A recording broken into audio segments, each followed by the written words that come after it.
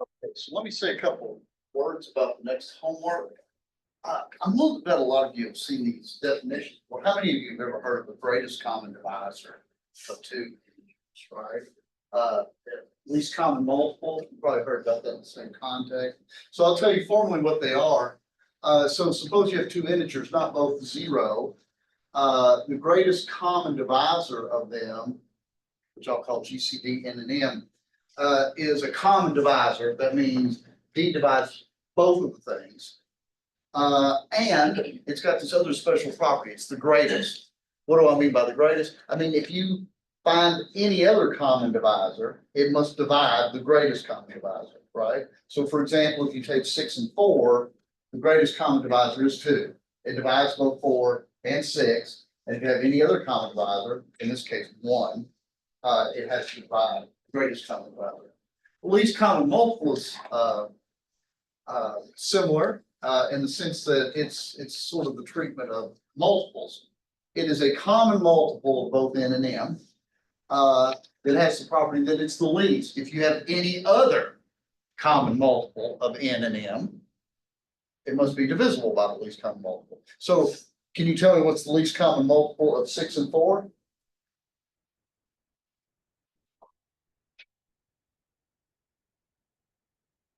Well, the easiest common multiple I can think of is 24, right? 24 is certainly a common multiple. That's an easy way to multiply. Is it the least one? 12. Yeah, 12 is actually the least common multiple because any common multiple of 6 and 4 is divisible by 12. These, and number one, these 5 things that you want to show, these are very fundamental properties. And I don't do this just so you can do an exercise for homework. These are actually used all over the place in algebra analysis of these basic properties of integers. The first one is show that there are integers A and okay, so my setup is N and M are in Z, not both 0. When you see the letters A, B, and S, they're integers. D is the greatest common divisor of N and M, and L is the least common multiple of M and N. Show that the greatest common divisor of two integers is a linear combination of it. So if D is the greatest common divisor of N and M, you can represent it as AN plus BN. This is a terribly important property of the integers. 6 and 4, right? The greatest common divisor is 2. 1 times 6 plus -1 times 4 is 2. But you can always do this. Hint, for A, I've already done this problem for you. You just have to kind of find it in the notes. We've already proved something that makes this very quick. Show that if the greatest common divisor of N and M is 1 and N divides S times M, then N divides S, right? So if the greatest common divisor of N and M is 1 and N divides SM, it has to divide the other factor. Show that if S is not 0, then the greatest common divisor of SN and SM is SD, right? So it just scales up like that. Show if the greatest common divisor of N and M is 1 and N divides S and M divides S, then N times M divides S. But it's very important the greatest common divisor of N and M is 1 here. And finally, the culmination of this is the relationship between N, M, its greatest common divisor, and its least common multiple. So if you take the greatest common divisor of N and M and multiply it by its least common multiple, you will get that product N times. Like I said, these are important properties of the integers that show up over and over again. Number 2, let N be an integer. Let N be a fixed positive integer. Show positive's important. Show that any integer N can be written uniquely in the form Kn plus R, K and C, and R between 0 and N. Now, you might say, this looks like the Euclidean algorithm, and I might say, yes, you're absolutely right. What's the thing to prove here? What's the different word that I use?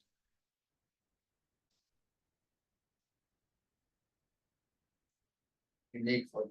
So if you have N and M and R is in this range, then this representation, there's only one way to do it, Kn plus R. So that's what you need to show there. In B, show that for every integer N, 2N cubed plus 3N squared plus N is divisible by 2 and it's divisible by 3.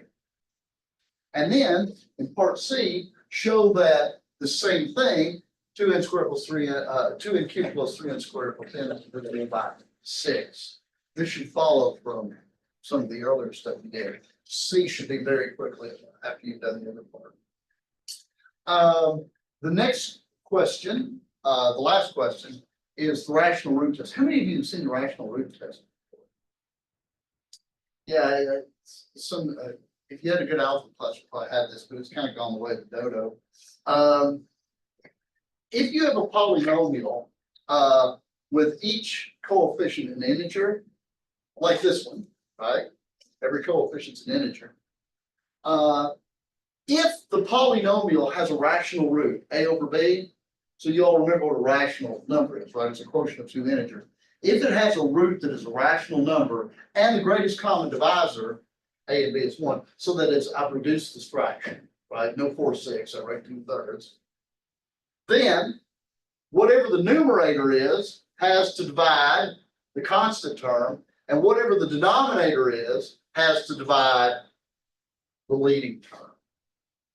This is actually very useful because, for example, any rational root of this, if you write it in the form of a over b, the numerator has to be a factor of 75, and the denominator has to be a factor of 10.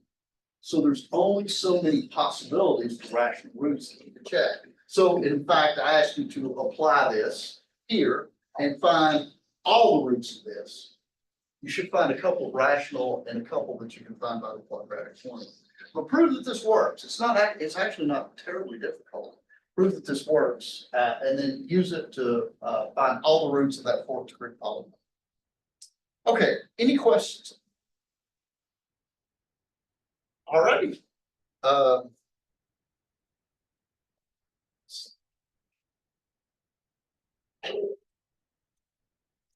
Okay, so let's kind of pick up where we left off last time. If there aren't any questions, here.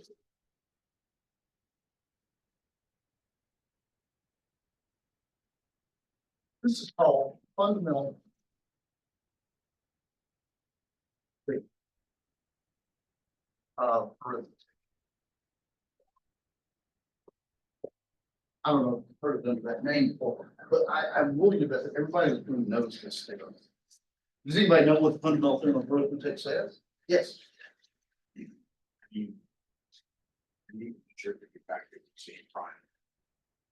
Right, and in fact, uniquely, right? The exceptions to that are 0, plus, and minus 1, right? Any integer that is not 0, plus, or minus 1 can be factored uniquely into prime integers, right? I'm going to state it this way. The more general theorem follows. This is kind of a classical way to state this. Any natural number,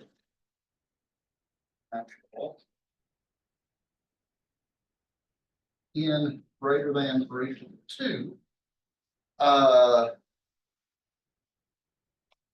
is uniquely a product of positive prime.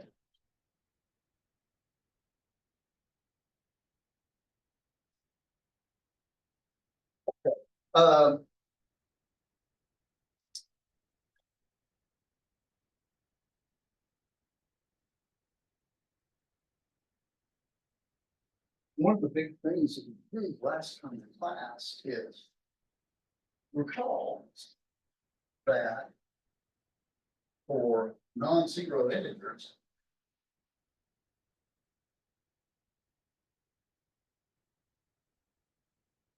the notions of prime and irreducible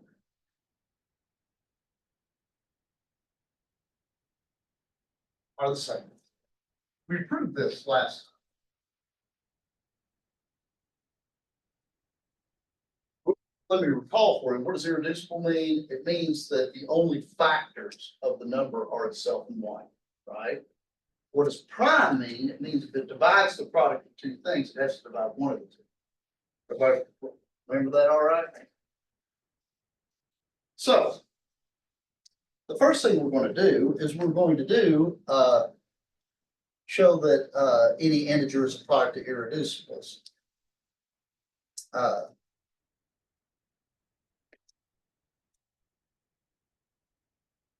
First, we show any n bigger than 2 is a product.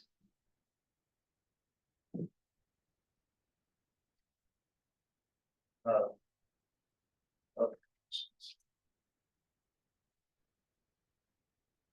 any idea on how we would show this?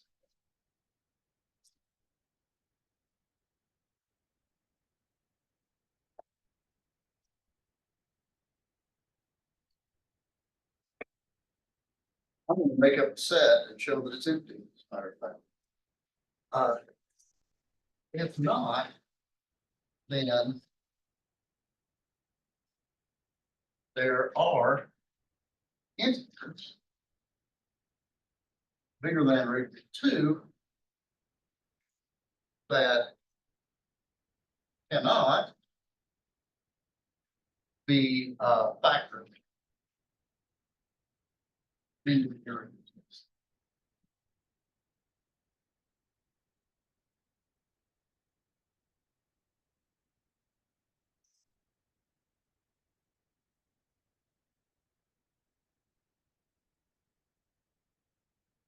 So what I want to do is I want to collect all the positive integers that cannot be factored into irreducibles, right? We'll call this set S. Suppose S is not empty. Then what can you say about it? What's it? That is correct. Would everybody agree that S is a subset of the natural numbers? Right? It's a subset of the natural numbers. And what's the big thing about a subset of the natural numbers? It's got a small element. Subset of the natural numbers. S has small cell.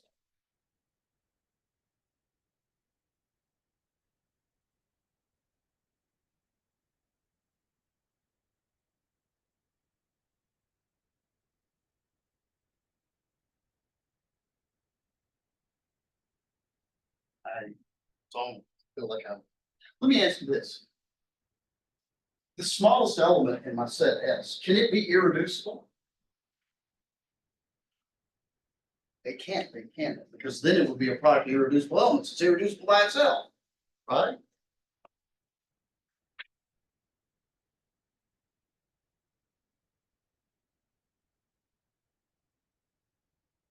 X cannot be irreducible, or it would not be an S.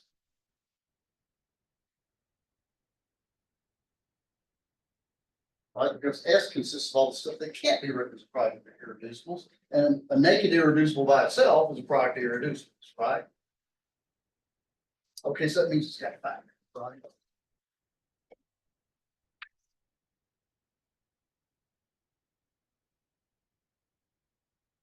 And since it's not irreducible, I can make this so A and B are bigger than 1. Everybody agree with that? Does anybody see what the problem is? It's just like, it's always true. It's like, it's the smallest something, it's not here. If it's not irreducible, you can factor it down into 2 pieces, both of which are not 1. Right? But what's true about A and B now? If A and B are bigger than 1, they must be smaller than X. Everybody agree with that? Because A times B equals X. Neither one of them is 1, so they both have to be smaller than X.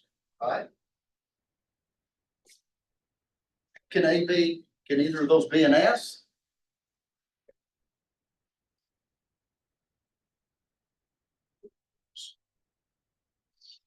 What do we know about X? It's small, it's not, it's, and you can't be an S, but it are an S. if D is less than X, then A and B are not in S, because X was the smallest element, and A and B are still smaller. This means, what must be true about A and B? They have to be products of irreducibles.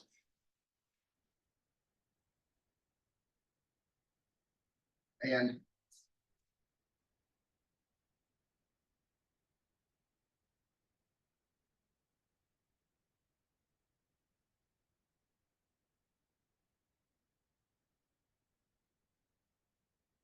so A must be a product of irreducible integers, and B is another product of irreducible integers, right? So what's the problem? That means that, it means that X, the product here is Right. And P, which is pi one, pi k times tornado one, tornado whatever j, is a product of irreducibles.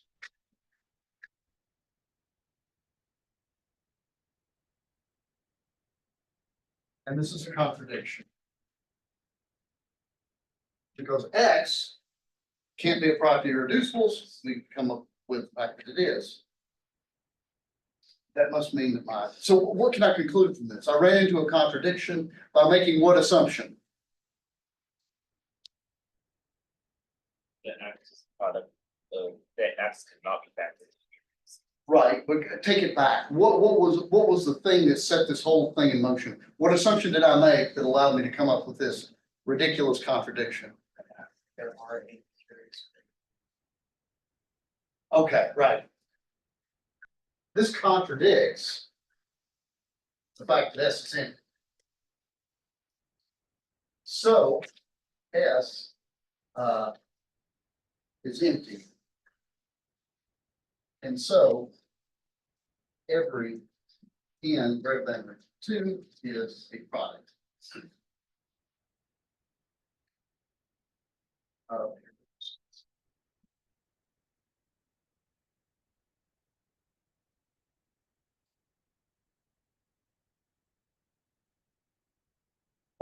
Uh, Everybody okay so far?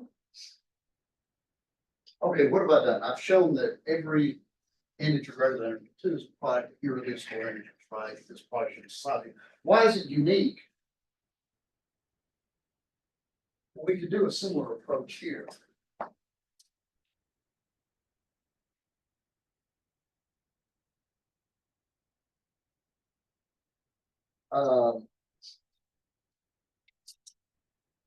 Suppose that we have 2, and now I'm going to start using the word prime, because irreducible and prime are synonymous here. Factorization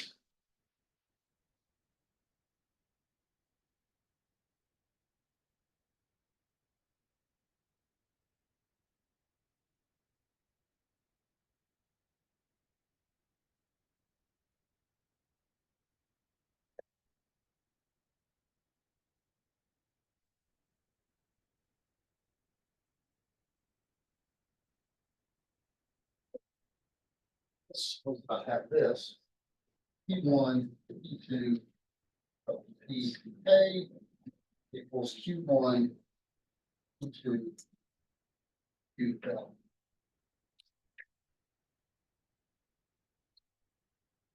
And suppose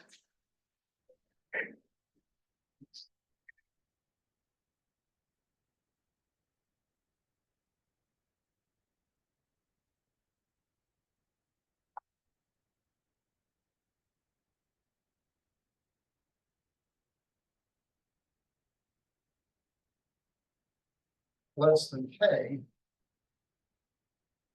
are unique.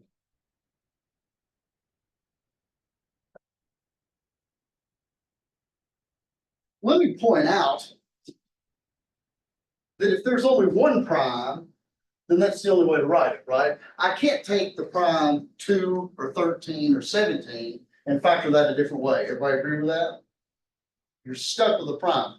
So it certainly is true that all prime factorizations of length 1 are unique, right?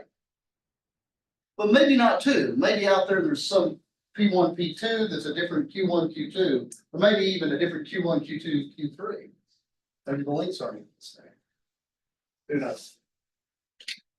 Let's assume that this is a general prime factorization that's different, and we will assume that all prime factorizations of length less than k are unique. And this is certainly a reasonable thing to assume because, again, if k equals 1, right, if you only have one prime, that has to be unique to the root. So here, under this assumption,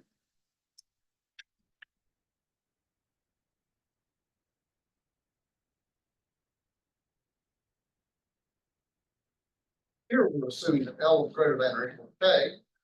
What would happen if L was less than k?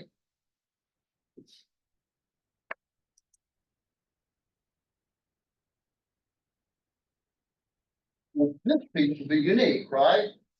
Which would force k to be L and then it'd be the same. So again, what we're doing is we're kind of assuming that there's a smallest one that doesn't work. This is our smallest prime factorization that doesn't work. And you're going to see why I use the word prime. Would everybody agree that P1 divides the left side of this? So P1 divides Q1, Q2 up to QL. I agree with that? Because that's the right side. P1 divides this side, this is equal, so it divides this. P1 is a prime. So what does that mean?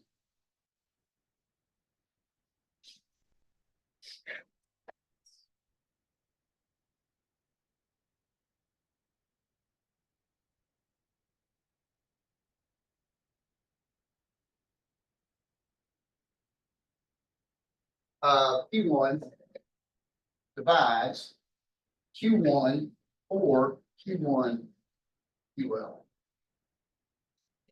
So P1 divides Q1 or Q1 divides Q2 of QL. Everybody agree with that? Because prime, if it divides two things, it does divide one of these. So either P1 divides Q1 or P1 divides this. What happens in the second case? Well, what if it divides this?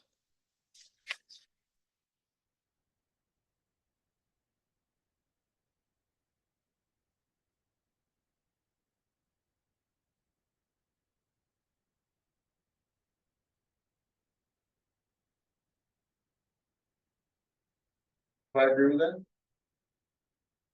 So we can conclude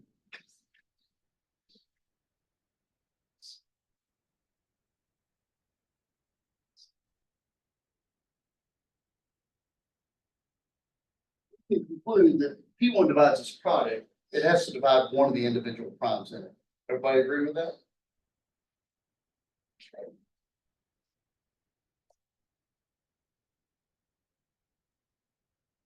Okay, so here's kind of the finishing touch.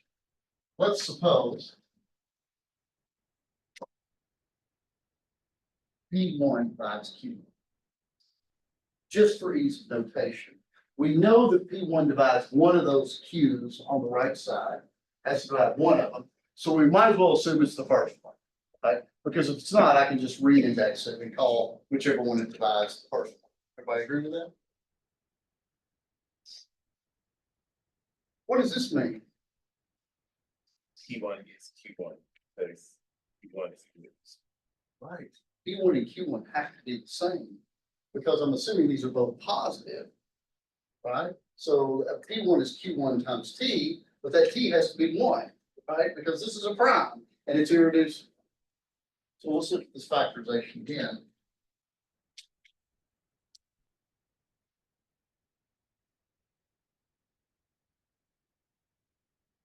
But this thing is shown as true colors. This is actually P1.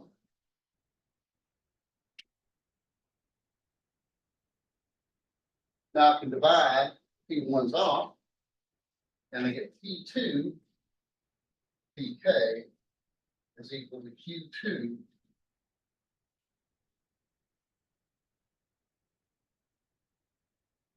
How long is this prime factorization? How many elements do I have in this product?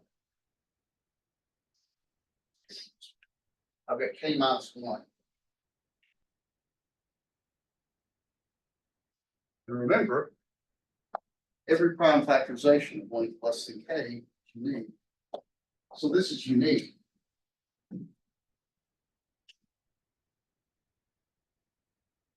So L is equal to K because this has L minus 1 elements in it. And Qi equals Pi after possible rearrangements.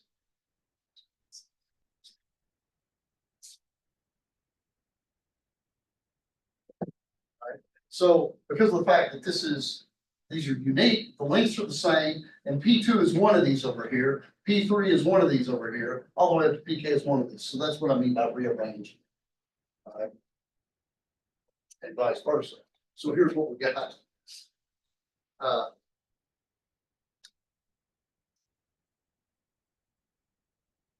We have Q1, Q2, QL is equal to Q1, and this is P2, P3, PK. And so our factorization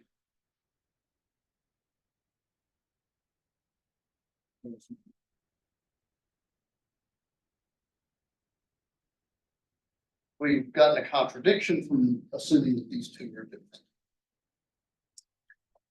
Any questions on this?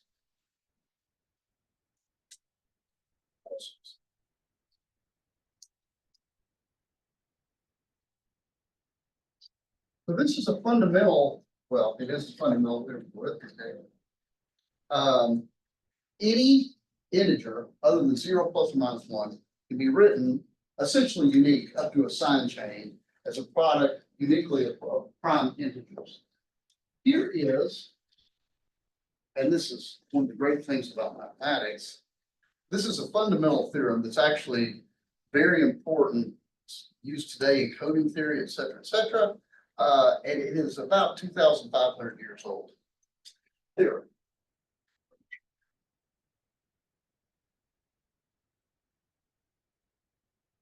And you probably know this. This is due.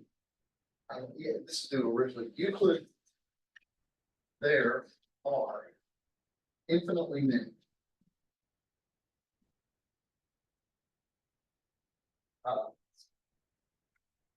positive prime.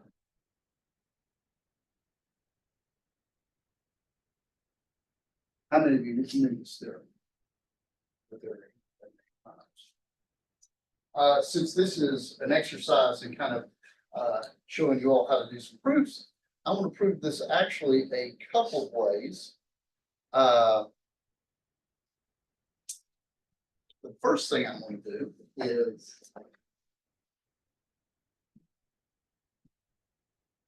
I think this is probably this is the most common way you do it. And this is a great example of a proof by contradiction.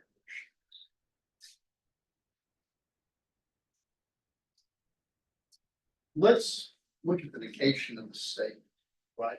The statement, which is true, actually, but that's what we're going to try to show, is my claim is there's infinitely many positive prime integers. What's the negation of this? Only finitely many, maybe even 0. Are there no positive prime integers? Well, that's not true. I can think of 1, 2, for example, 3, 5. These are all prime integers. Well, we'll take the negation. Assume 9. So suppose there are finitely many. And let me clarify this. Only finitely many. If there's only finitely many, you should be able to write them down, correct? So let's write them down.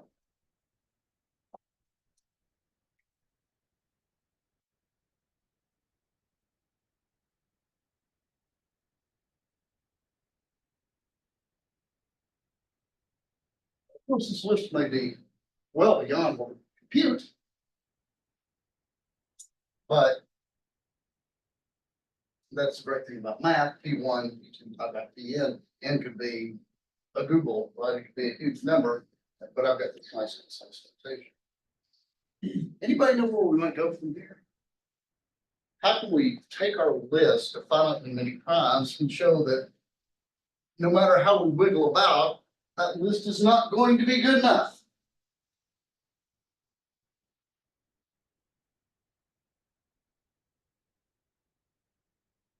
And he's on the middle here. Look at this.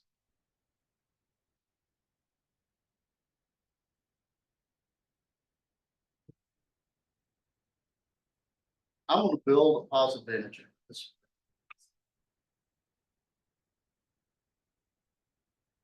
I'm going to take all the primes in my list. Since there's only finitely many, I can multiply them. Might be a big number, but I can do it. By the way, what primes divide n? All of them. Let me throw a little monkey wrench in your works here.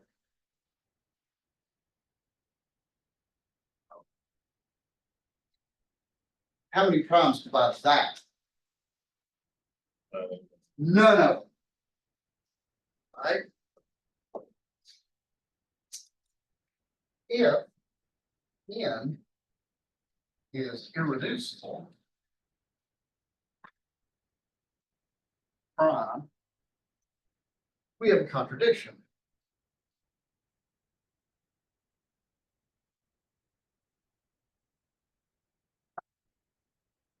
As n is not equal to P1, P2.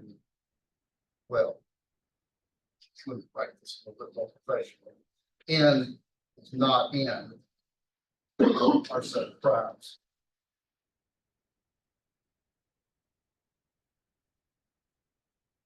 Notice n can't be any of those. N is much bigger than any prime in there, right? Okay. If it's not irreducible, it must reduce. It must be a product of primes.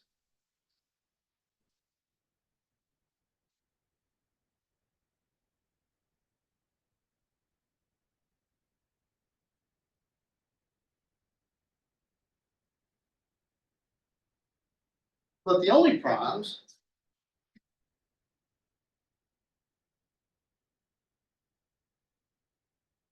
are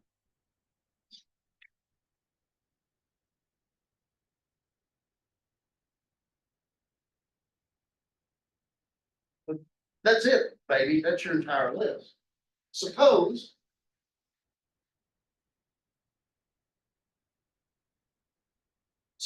one of these primes in this list divides n. One of them's got to, because it's got to be a product of primes. Then, as n is P1, Pi, Pn plus 1, and Pi divides n, and Pi divides P1, Pi, Pn, Pi divides 1. And this is a conversation. Because no prime divides 1. Everybody okay? So I've created this new number that can't be a prime itself and isn't divisible by any of the primes. This thing can't exist. I come to a contradiction. What is the assumption that got the ball rolling and allowed me to come up with this contradiction? That's right. So my assumption here that there are only finitely many primes is hogwash. So there must be infinitely many primes.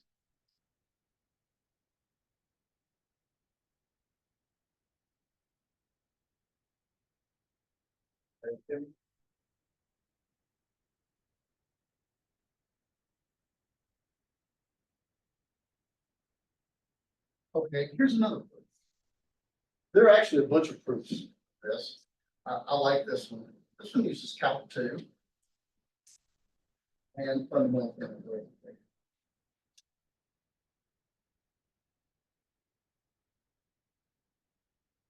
But before I do this, does anybody have any questions on the logic or anything that we did on the previous, the Euclid proof? Yes.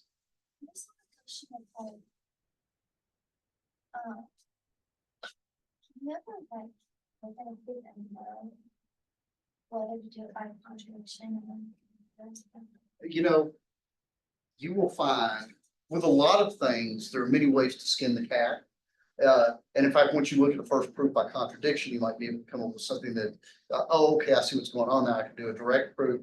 With most of the stuff in here, this is what makes it difficult for me to deal with graders sometimes is there are often many ways to do these things, right? I've done this proof a million times, so it looks like I just looked at it and said, oh, contradiction. I've done it a bunch of times, so. Does that address your question? Oh, count 2. Can't wait. And if I'm going through arithmetic. So suppose, again, I'm going to do this one a little bit quicker. This one's kind of for fun and to show you how you can spread your wings in math a little bit. Suppose there are only finitely many.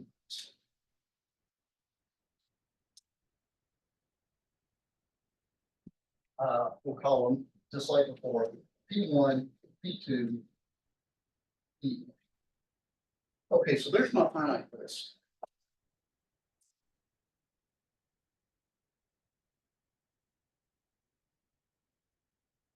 Now, suppose I'm going to pick an arbitrary prime out of that. Consider the sum. I'm going to start this on this head.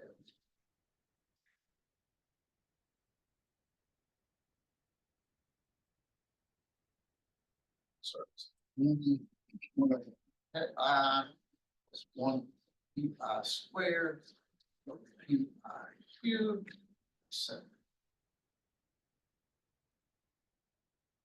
Now remember, P is prime.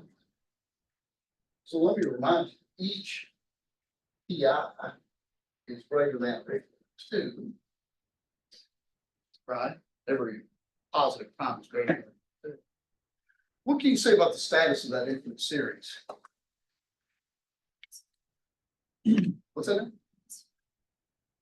Okay, I'm gonna put it this way, it converges, right? Can anybody tell me what kind of series this is? I remember the word for this.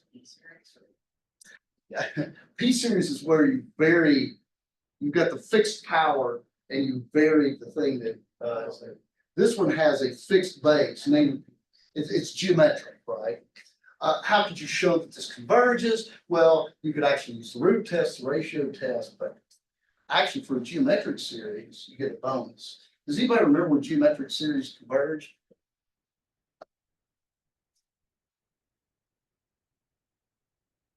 And here, my R, do anybody know what the R is? What do I multiply by every time we get the next term? 1 over pi. 1 over pi. And since pi is at least 2, this is no more than 1/2, which is less than 1. And of course, this is greater than 0. So this converges. Right? Y'all remember that back in the day, right? It's a geometric series converges. And in fact, the sexy thing about geometric series is when it converges, I can tell you exactly what it adds up to. I don't think really don't need this, but just for fun. It's that. But it's the first term, in this case, 1, divided by 1 minus whatever the R is. Right?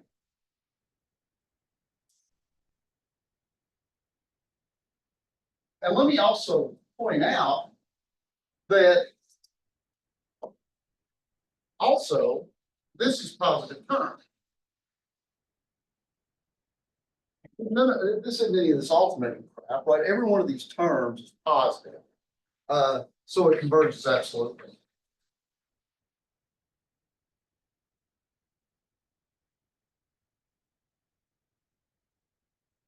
Now, what do we say? There's only finitely many primes. Let me let SI, I'll save myself the trouble. I know what it is. It's the sum. Is this sum? Now notice S1, S2, Sn is the sum 1 over P1, okay, sum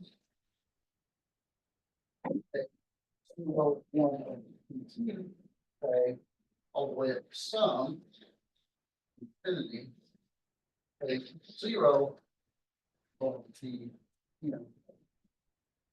right? It's all. Let me write this out a little bit. For dramatic purposes.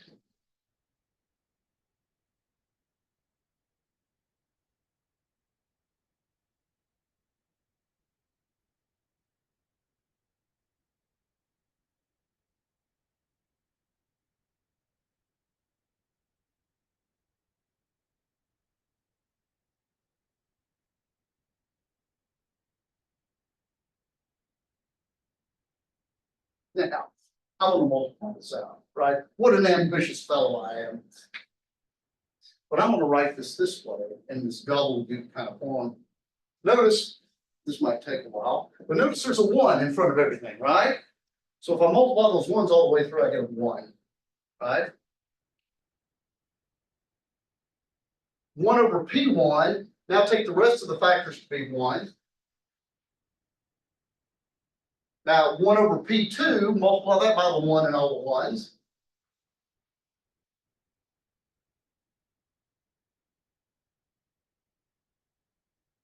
This should be okay. This should be 1 on that. Everybody see how I got there? Ooh, I've got further to go. 1 over P1 squared comes all the 1s. And I can do that with all the squares.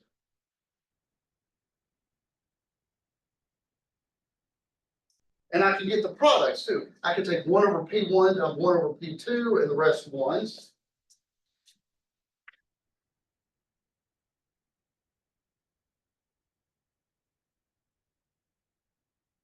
One P1 in plus, and I can keep going like this forever and ever, right? And I don't know much, but this sums the finite S. Which is S1, S2, S7. And I don't know much, but this is a number, right? What's the significance of all this crap with the P's in the denominator? Can somebody see how I can rewrite this?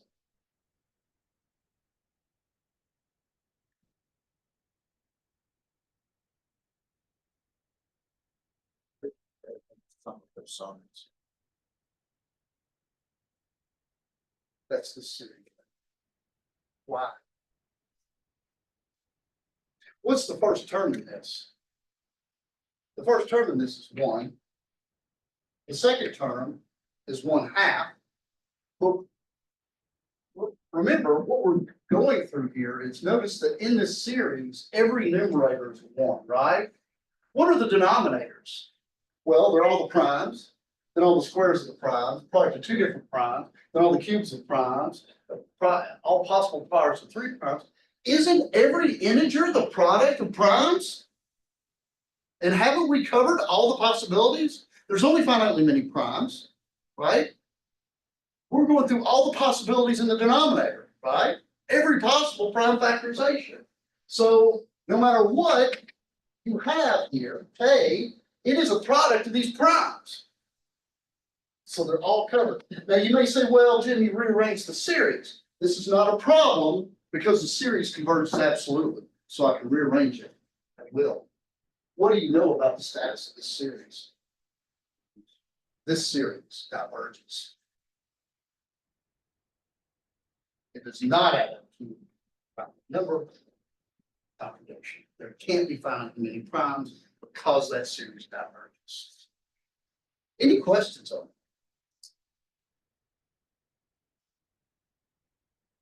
Okay. I've got one more. Okay, which is kind of a bit of fun.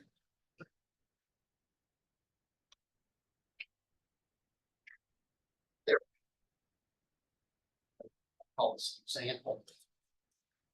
There exists irrational numbers.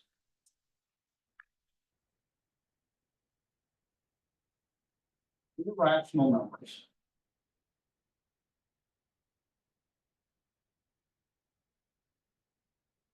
A and B. We'll say bigger than 0, such that A to the B power is rational.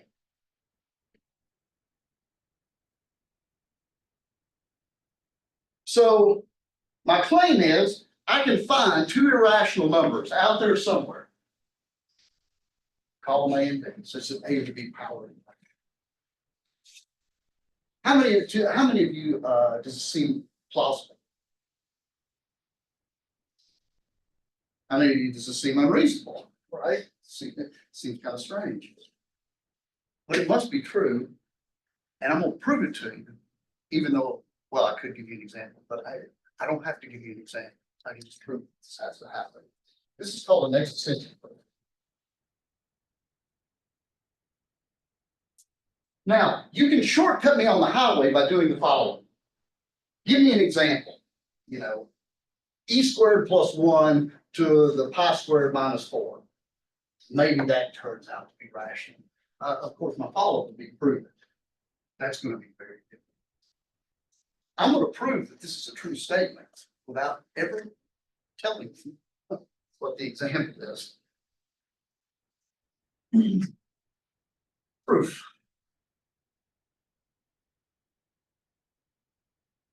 First, observe square root of 2 is irrational.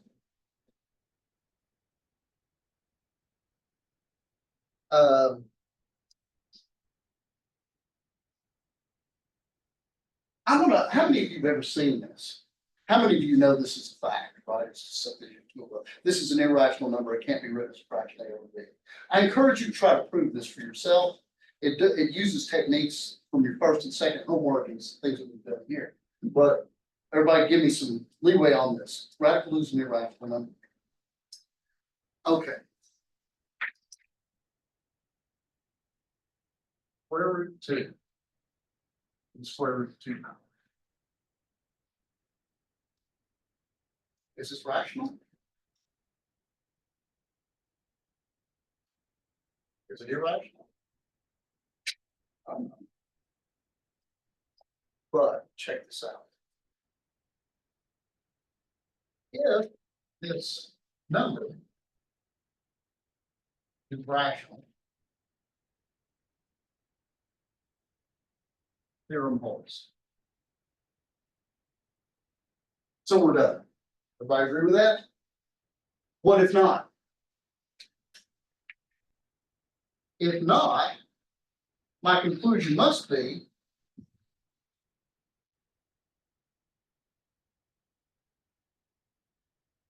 I agree with that? Watch this. Radical 2, the radical 2, that is irrational. And then when I take that,